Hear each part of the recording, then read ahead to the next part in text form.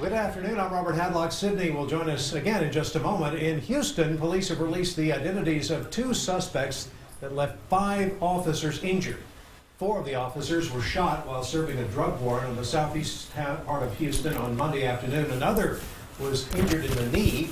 Houston Police Chief Art Acevedo says the suspects opened fire as soon as the narcotics team entered the home. Officers shot back, killing 59-year-old Tennis Huddle and 58-year-old Regina Nicholas. A large pit bull was also killed. According to Houston police, 2 of the officers injured in the crossfire are in serious condition, while 2 others are in good condition. A 5th officer who was shot in the shoulder was released from the hospital on Monday night.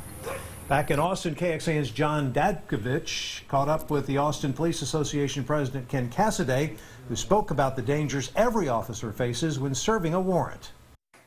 Serving a warrant, hasn't that always been one of the most dangerous things officers do? It is one of the most, if not the most dangerous thing you can do. Before I became the president here, I worked in narcotics, and we did, I've probably been on over probably 200 search warrants. What goes through an officer's mind, knowing that this is what we're about to do, and once you get to the other side of that door, you don't know what's going to happen? Sure, you know, you train and you train and you train.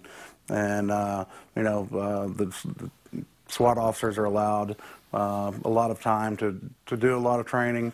Usually when you're in a gang unit or a narcotics unit like these, most of your training comes on the job because you're doing so many search warrants in a week.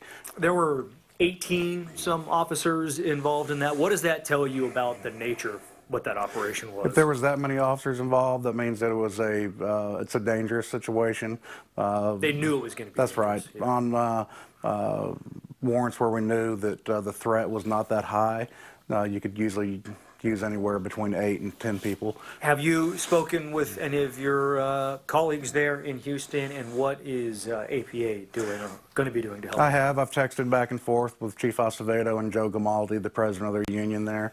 But we've reached out and offered help. I said right now all they need is people's thoughts and prayers. They don't know the extent of the rehabilitation that these officers are going to have to go through.